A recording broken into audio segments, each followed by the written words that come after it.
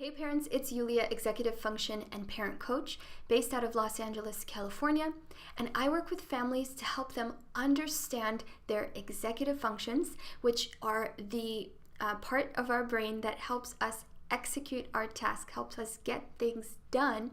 And I also help them understand their relationships, understand how to navigate life in a more joyful and a less stressful way, especially if they're dealing with attention deficit disorder. Speaking of ADD and ADHD, I always use those terms interchangeably.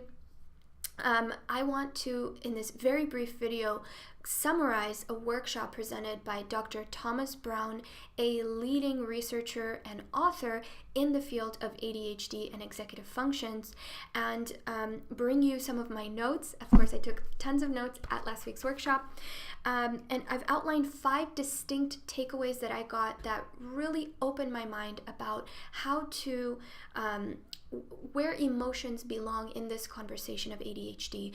And just like Dr. Russell Barkley, who's a leading researcher in the field, Dr. Brown really believes that the better we understand how a person's emotions are affecting their ADHD, the better we can help them. And unfortunately, emotions are not paid enough attention to, especially in the DSM, the Diagnostic and Statistic manual, where a lot of the symptoms and treatments of these different disorders are outlined.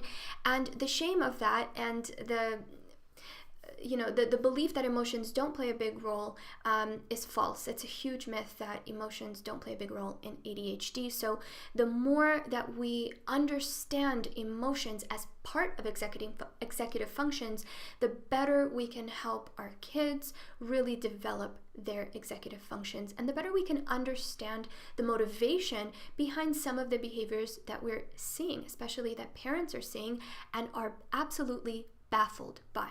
So I'd like to start with one big, basically just a one big idea, and then jump into 5 different takeaways about emotions, and I'll be referencing my notes to make sure I'm not missing any of the awesome details that I captured during this lecture. So first of all, as people tend to do who describe executive functions, we tend to try to break the idea of executive functioning up into lots of different categories so that we can isolate and understand the different components of executive functioning. But really, what's going on in our brain is super complex. It's way more complex than how we're labeling it, because all of these functions are communicating in our brain at the same time, all throughout our brain, different areas, and depending on how your specific brain is wired, that looks differently. But overall, to understand what we're talking about, executive function, you want to think of executive functions in these 6 general areas. So first, there's activation. And what does that mean? Organizing your ideas, your time, your tasks, and prioritizing your ideas, your time, your tasks, and activating those tasks in order to execute what you want to get done. Number 2 has to do with focus. And focus doesn't just mean being able to focus in on one thing.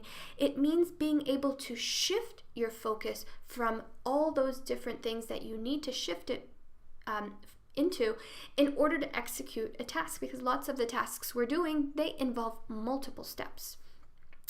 Number 3 is effort, and effort means regulating your alertness and sustaining effort, and a lot of that has to do with the speed at which you process information. So the faster your processing speed, the easier it is for you to kind of sustain your effort. The slower it is, the more energy and effort it takes for you to execute that task, and the less likely you are to sustain your effort. Next, number 4 is emotions, and this is the category that we're going to be diving into in this video, because that's what Dr. Brown covered in his presentation last week.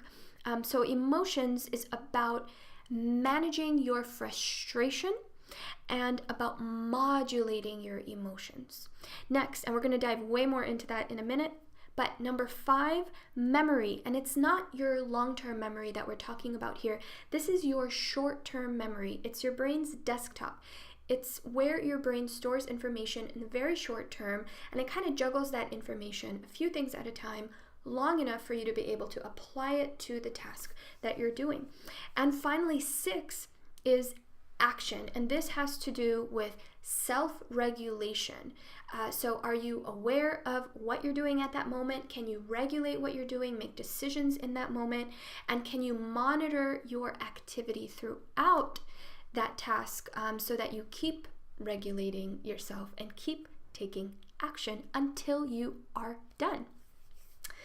Okay, so that's the big idea here about executive functions, that all of these functions are working in your brain simultaneously. So one way to think about executive function is to think of it as your brain's ability to communicate with all the different parts of your brain that are regulating your body in order to get you to sustain action until you get something done.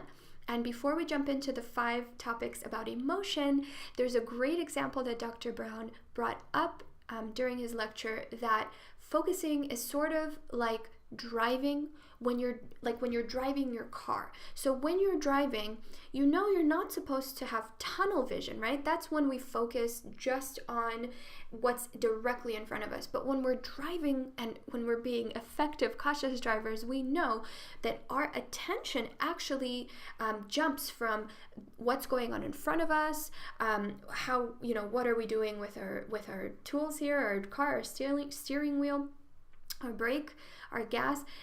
We look in the rear view mirror, we look in the sides, we regulate our speed. So driving this seemingly simple task is actually, you could execute it when your brain has the capacity to communicate with all different areas simultaneously, shift your focus all around so that you can execute that task.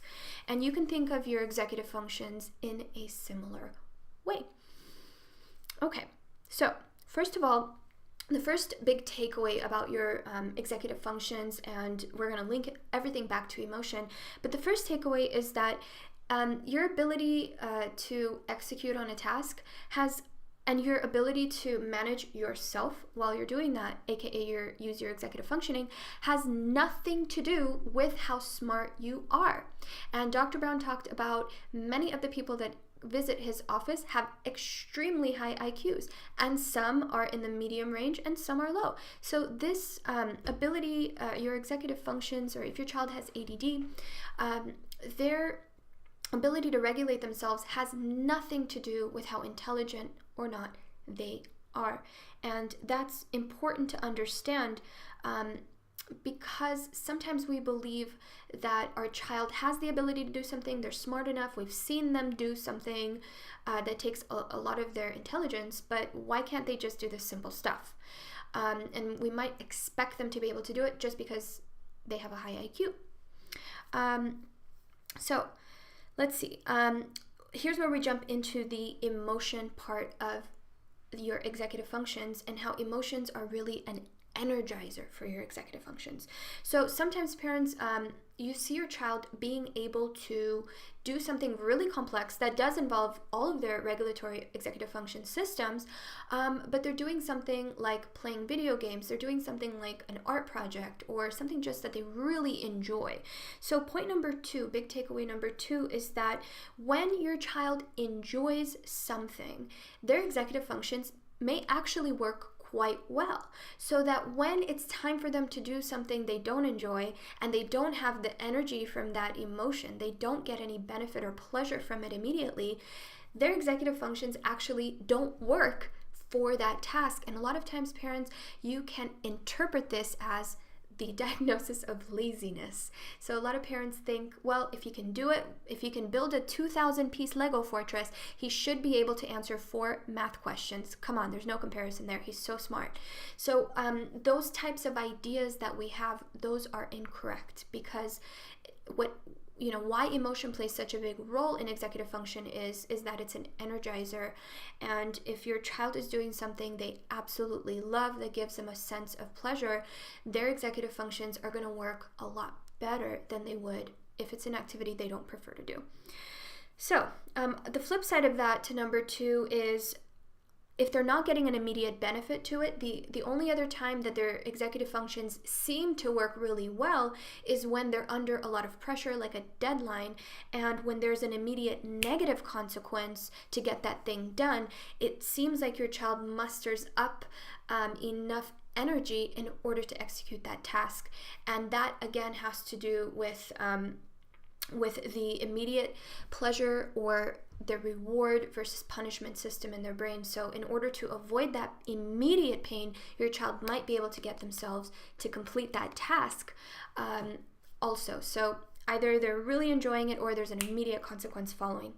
Number 3, this is hilarious, and it's such a great example of how to conceptualize ADD. So Dr. Brown talked about ADD being like erectile dysfunction of the mind. You heard me right, and this is such a great example. And he brings up this idea that you're either turned on, you either have the interest, the attraction, the desire, and the devotion to the task, or you're turned off, you're completely bored, you're frustrated, you're angry, and you're fearful, and the intensity of these emotions matters too. So, takeaway number 3 is that you're either turned on or turned off, and that the emotions that cause you to be either turned on or turned off, they're not under your control, because our emotions are automatic bodily reactions to our situation, to our perceived situation, and to our internal thoughts, which, by the way, are also mostly subconscious. So what's going on is like ED, erectile dysfunction, is if you're turned on, that's your automatic reaction to that task. Your executive functioning is working great. And if you're turned off, there is no amount of willpower that is going to get you ready to perform that task. So sort of a weird example, but it totally works. And that came from yet another brilliant story from one of Dr. Brown's patients. Now, number 4 takeaway is that the reason why ADHD and executive function issues show up so uniquely in each individual. For example, the students I work with or the adults I work with that have ADHD, every single one of them is unique and different in the way that the symptoms present themselves, in what motivates them, and how long it takes them to feel activated to do something. Every single one of them is different, and the hardest part of the work that we do is really getting to understand every person's unique, neurodiverse brain and their unique story that they tell themselves about themselves, and what their beliefs are, what their values are. All of that is unique. And Dr. Brown calls this he mentions that the beauty or the danger or the importance of something is in the eye of the beholder. So parents, sometimes it feels like your beliefs and your values about a certain thing mean that it's very important, it's a priority to you, and that's not necessarily congruent with what your child prioritizes, how they feel about something, and what their beliefs are about that. So for example, parents, if you're really worried about SAT scores, but your child is really worried about that basketball game, then whether or not they study, how they feel about studying and how activated they are in order to do that is going to depend on their beliefs and their values. And a lot of times that's not congruent. And what a lot of times I see parents doing is trying to force their beliefs and values onto their child, try to convince them of what's a priority. But what's really important to understand at that moment is that those priorities are based in your child's subconscious emotions. They're, what Dr. Brown says is their body's reaction to that task. And so whatever story they have created in their mind about that task, how scary it is, how difficult it is, how impossible it is, whether or not they are good enough to finish it or smart enough or they'll do a good enough job or it's worth it to them, whatever story that person has, subconsciously is going to affect their emotions and how turned on or off they are by that activity. So Again, it's that idea that beauty is in the eye of the beholder, danger is in the perception of the beholder, and our emotions are embedded in our perceptions, in the situations and the thoughts we have around them. And takeaway number 5 is that our emotions are like chocolate chip cookies. That's what Dr. Brown used as an analogy, and I loved it because they're all embedded in each other. They're mixed in. They're not so easily defined and not so perfectly compartmentalized. Our emotions are really mixed, and they're blended and they're layered. So the assessments, when we assess ADHD, we really have to understand the complexity of emotions, and that most of what we learn about individuals with ADHD are based on their experiences and our observations of their experience and our communication with them. So the context is really important. Nothing exists in a vacuum. Everything exists in a context. So it's really important to allow, for example, your child the ability to feel free to express themselves, to feel free to operate within the context. And important for you as a parent to really observe that in a neutral position so that you truly understand what they're feeling in their body in those moments that they're either functioning very efficiently or not functioning at all. Alrighty, so the 6th and final takeaway about emotions is that when it comes to ADHD, when it comes to neurodiverse brains, that our emotions can be varied in intensity, and that could present differently in different bodies. So for example, I'll use me as an example, that I experience emotions very intensely, and when I feel an emotion very intensely, it might take me a lot of time to recover from that emotion, a lot of time to feel regulated again. And others with ADHD, and this happens on the flip side of my intense emotions, on the flip side of that is sometimes I am lacking in the intensity of my emotions, and I really don't feel up for the task. And maybe I'm lacking in some dopamine, in my brain. That's kind of like what's going on internally. And there's just no way I can will myself to execute a task. I just don't feel it. I can't will my body to feel the intensity of emotion that usually it takes me in order to activate myself to get something done. And this really depends on so many different factors. It depends on how well I'm perceiving my relationships. It depends on how well my day is going. It depends on so many factors. Sometimes it depends on how sunny it is outside, or what somebody said to me earlier in the morning, or what somebody did to frustrate me, even the day before. So what's really important to remember about especially young kids with ADHD is that their behavior might seem really destructive, really intense, and really impulsive, but that they do not have the ability to regulate the intensity of their emotions. And this has to do with how their brain is communicating with itself along different areas, and how many chemicals are being released in between the synapses where their neurons come together. Are there too many chemicals too often? Are there not enough? This is something that is not within your child's control. So I guess the most important takeaway at the end of this video is that a lot of what we understand about ADHD,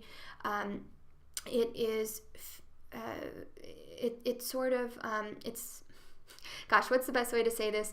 How we understand ADHD and executive function. When I say executive function to someone, they'll immediately think of, executive function is about getting organized, prioritizing your tasks, and setting up a routine and getting real structured so that you can get everything done. But what about emotion? Let's not forget about emotion, because you can have that entire system perfectly set up, but if you're not activated, if your emotions are not energizing you in order to go through that system, then there's no amount of will, of punishment, or external rewards that can get your child to turn on their executive functions. It's just not that simple.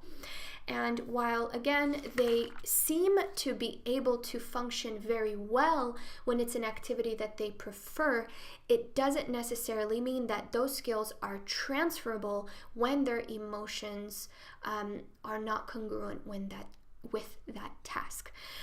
So hopefully I did a decent job summarizing. It's definitely not as good as Dr. Brown, and if you missed that presentation, we're going to do our best to invite him to the San Fernando Valley CHAD parent support meetings, which are free, which are held every last Wednesday of the month.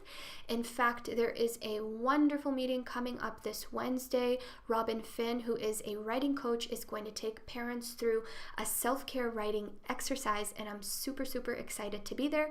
And if you can make it, that's going to be at Bridges Academy in Studio City at 7 o'clock on Wednesday. I believe it is the 25th, and I'll leave the link to more information in the notes below.